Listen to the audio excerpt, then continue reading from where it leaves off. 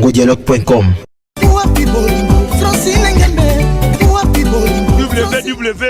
www.congomasolo congokosolola.com. kitoko Bobby Ronaldinho le king is back. Bolandaka mingi Congo Dialogue Francine Ngembe mission www.congodialogue. Fidèle internaute ya Congo Dialogue, merci ya koyeba ki bozali tellement ébélé connecté na ba téléviseur na bino, ba poste récepteur pour na koloba téléphone, ordinateur et autres pour na kolanda moko ya émission o bolingaka mingi couleur africaine. Couleur africaine émission oyo et présentamaka et pas un Michel-Ange Loluma le noirci de la presse, moi na maman Francine Ngembe. Alors comme tu es mikolo nyonso information topé actualité et ça basé sur le monde de la musique, dans le monde de la chroniqueur musical. Parce que ces derniers temps, tu as remarqué que la réalité est comme grave dans le monde de la chroniqueur, respect et ça sous-souté entre les chroniqueurs et les musiciens. Alors, tu as se poser la question et belé à l'origine de Makambouana. Dans le cadre toujours, il y a informer bino, et comme il y a une actualité, tu as les sous les lots. Parce que dernièrement, Fali Poupa Oto Bengi Nagoumé à Mobutu, le rey Mago, à Silikaki, contre chaîne Moro de la place, que ba titre na topé ba banzembo na et les karaté. Suite il y a comportement, il y a ba chroniqueur, topé ba chroniqueuse Moro boy. Alors, na osa plus na maloba olobate parce que les deux amis tunanga, mais na za muto a wela bino ba réponse. Alors, pour na toujours ko se pe sabino bandeko bozwami kolanda biso na minute oyo na mbeli bino moko pe ya chroniqueur lokola ngai sasa ndeko boni kitoko Michel-Ange Loluma ndeni santé ouais pepele. Alors sasa lelo to obeta lisolo ya ba chroniqueur na ba musicien okobisa biso guerre to pe impolitesse ekoti na monde wana euti wapi. Bon en fait eza ba musicien mususu nde ba komo ko pesa ba accès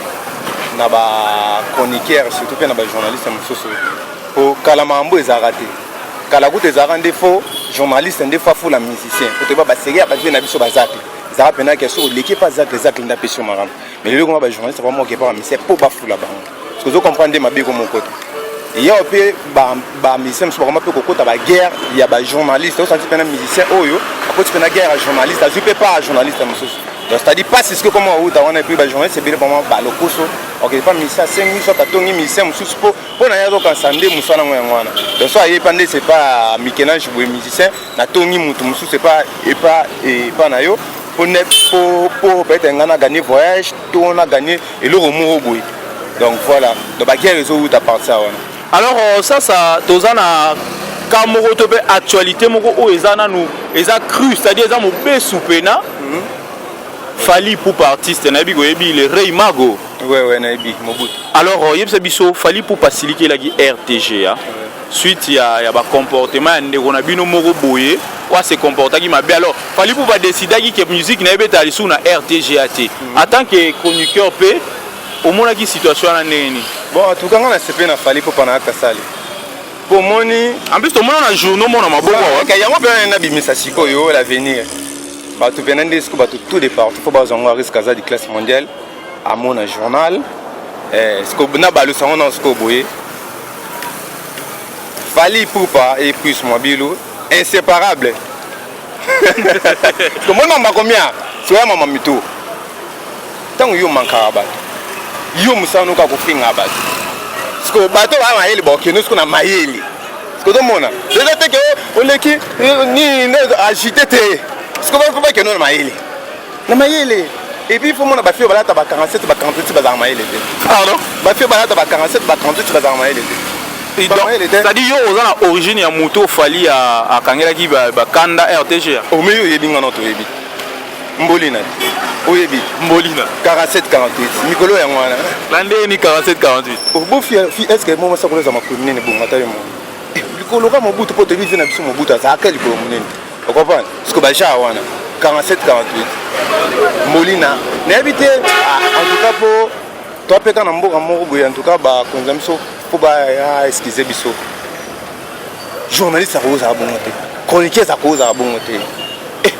en plus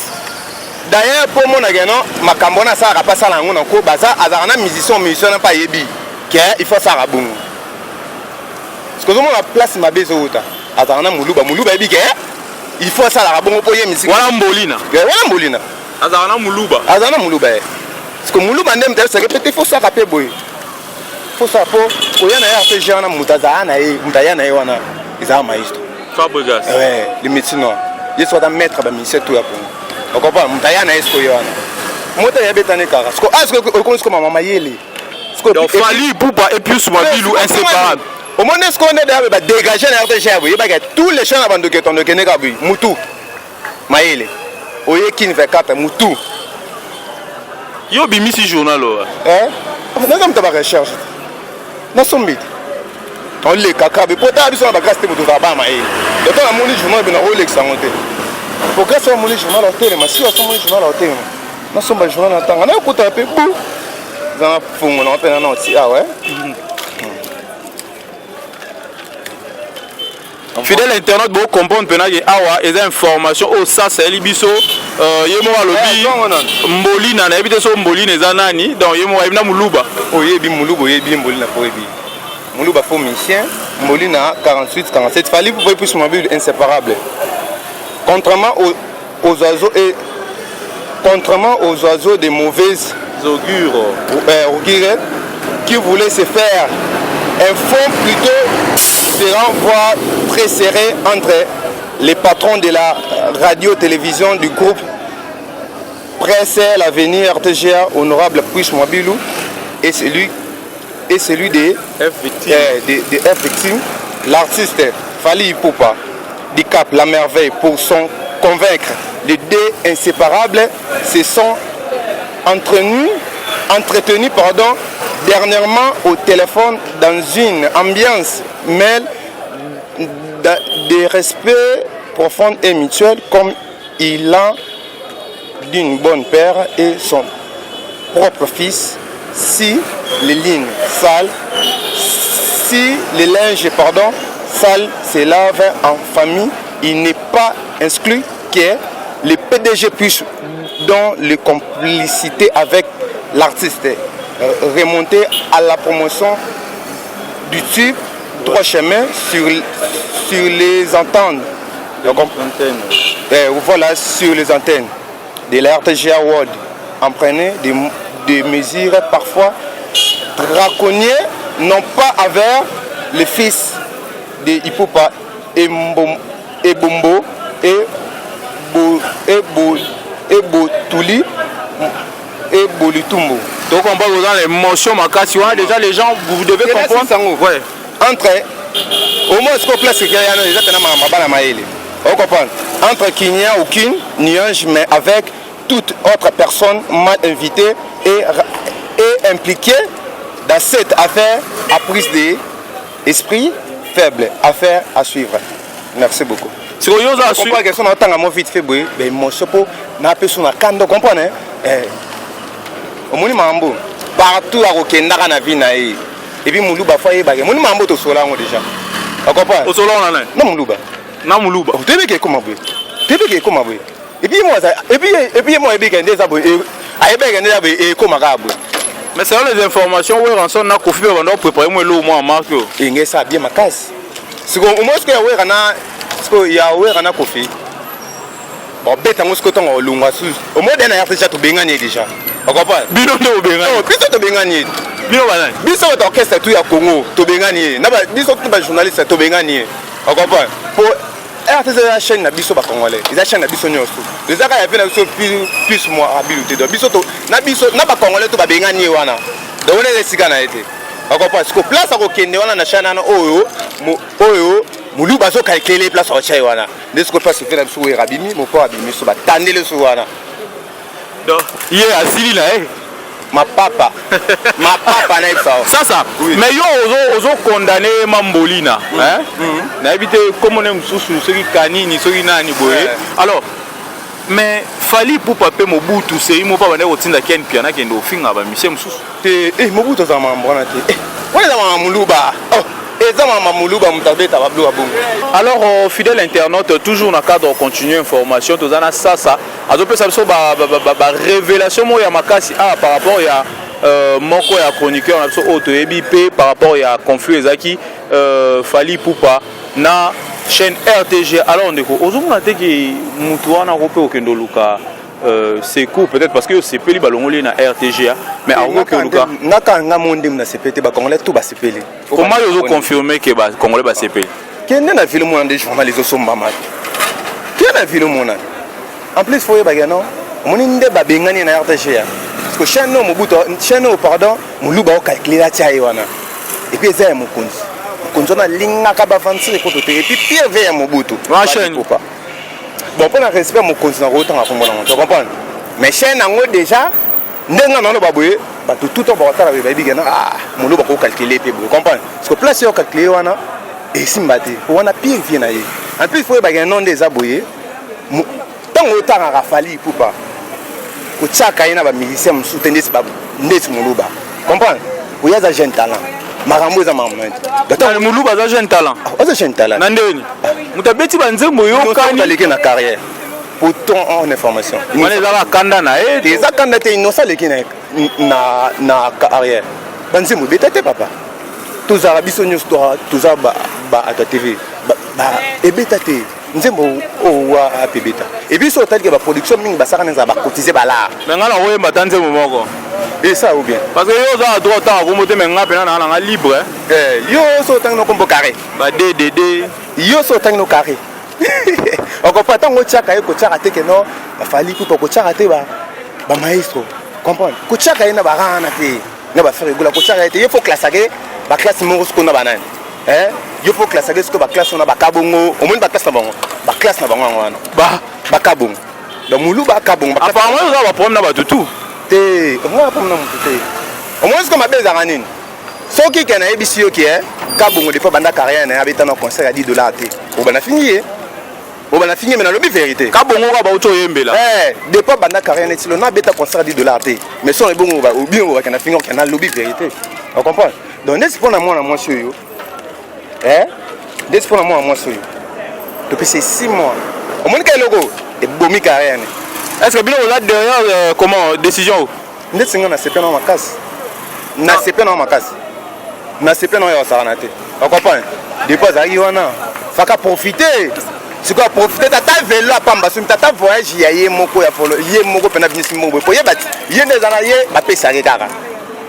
pour moi ndeza na moni opena ba déclé yango libo ba beta masolo a mituka kasi te ye ko tata vélo pamba sum mate mais on va ngeso kingani wana let's go yo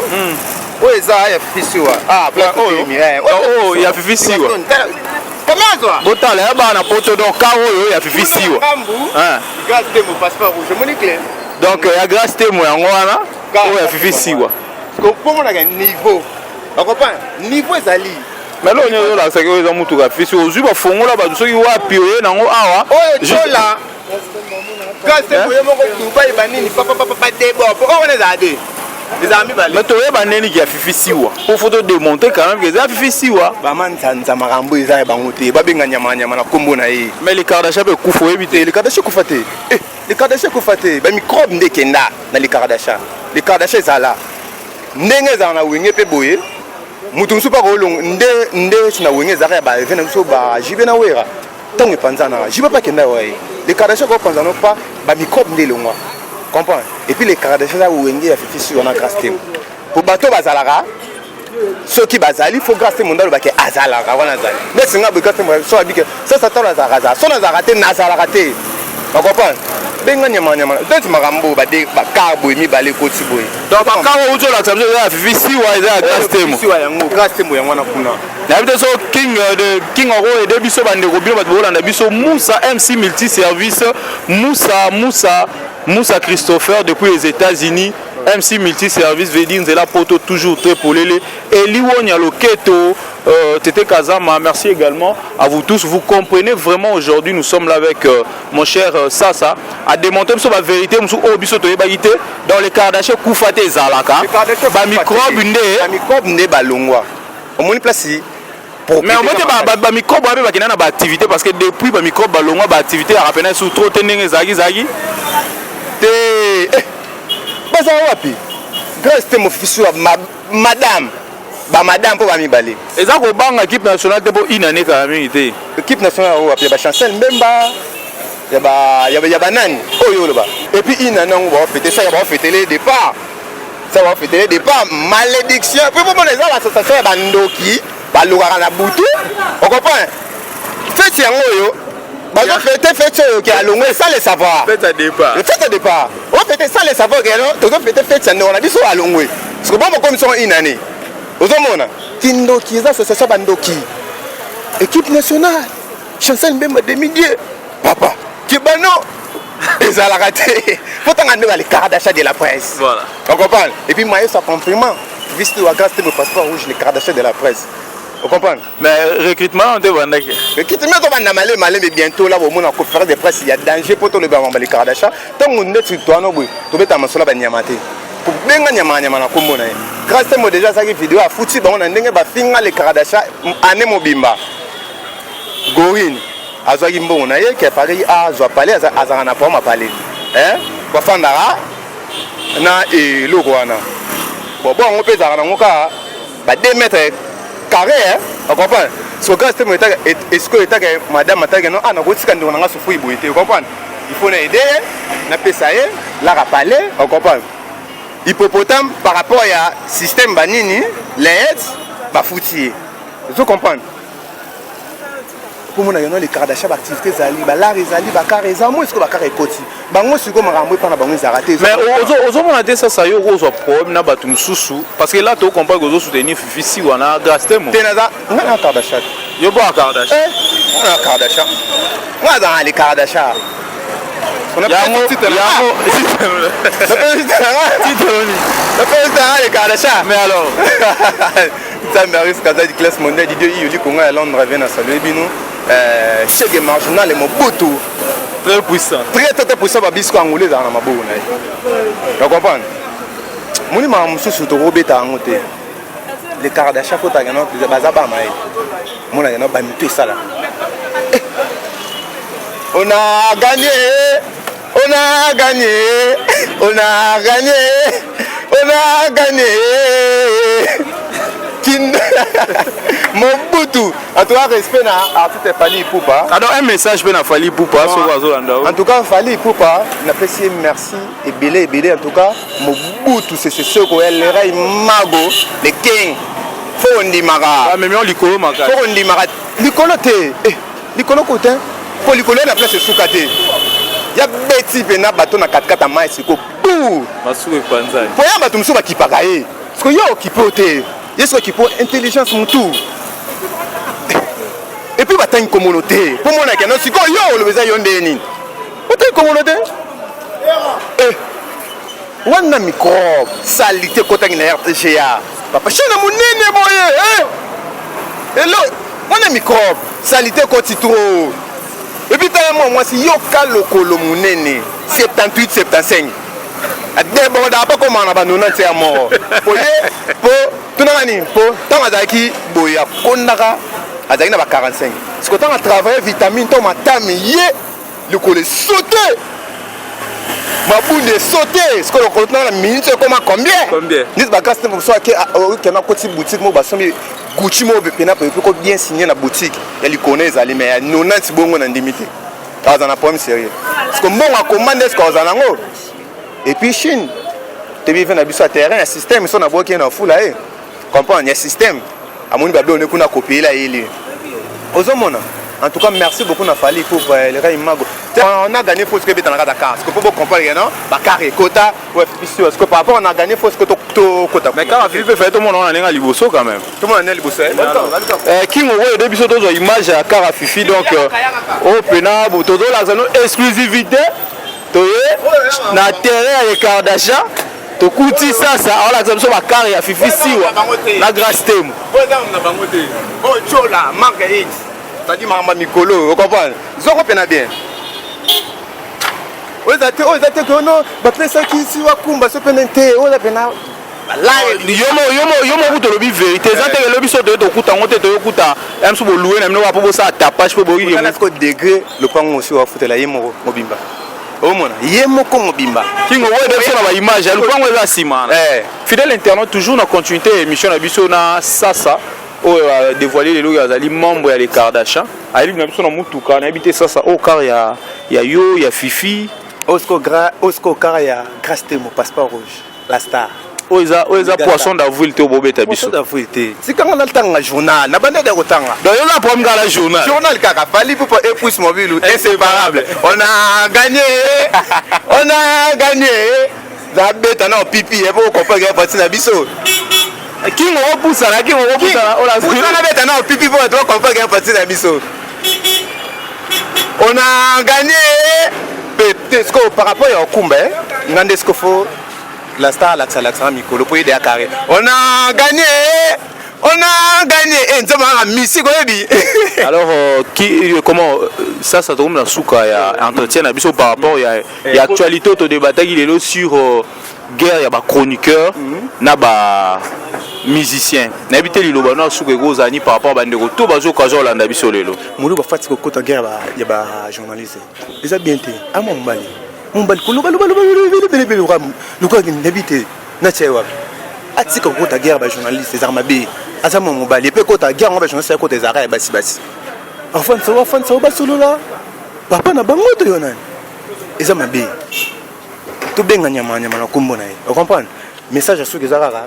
nga mingi elle ira ma fali pour en tout cas les king merci beaucoup na arts en tout cas n'habiter sur le bandeni et puis partout nga ce qu'on a sent les king partout et boulé on a vendu ça mon tous arana simane comprendre ce qui est qui mbangiste surtout vert blanc ah oui ça c'est surtout dans la ratel qui va to kolanda nga mingi on va tena pesa ba mbote en tout cas pour nazama mboke ça en tout cas à risque de classe mondiale de Yuli Konga Londres wana bazie na nga ya 4 en tout cas merci beaucoup na chege marginal mobutu très puissant plus que bango. Et en tout cas, merci beaucoup à Judith Sionel, patrona. Merci beaucoup à Bossa en tout cas, on va pas boire votre bébé. Michel-Ange le lieu. En tout cas, tout cas, on a besoin à Pongano. Ok. Alors, fidèles internautes, merci. Je pense que vous étiez très nombreux en train de suivre cette émission. Et vous avez eu à passer des bons moments à travers votre chaîne Congo Dialogue. Il y a Francine Ngembe. Les autres ont s'entretenus sur Kaya. Il y a Moko, il y a chroniqueur P. Il y a Fali Ipupa Oyo Azalaki na problème na chaîne RTGA. Alors, ça a expliqué la réalité à Maramnenge Kendeli. C'est-à-dire, Pius Mwabilou, ou Azali Bongo patron de la chaîne RTGA. Na Fali Ipupa inséparable. C'est-à-dire, na journal. Je dirais merci à la grande équipe qui a accompagné Lola. Je dis particulièrement à King, je dis Trésor, toujours très intelligent. Ma caméra sur image. Je dis également merci à Vandi Sarapena Masolo, à 001. Je dis merci à Juvenal Kapata et merci également à celui qu'on appelle Shuga Ngombo et pourquoi pas à Tete Kazama et Liwonya Loketo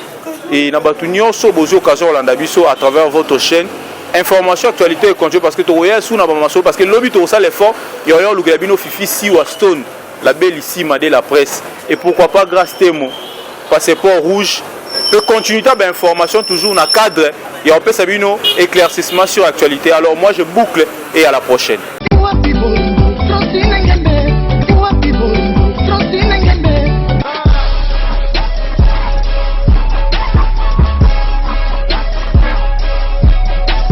CongoDialogue.com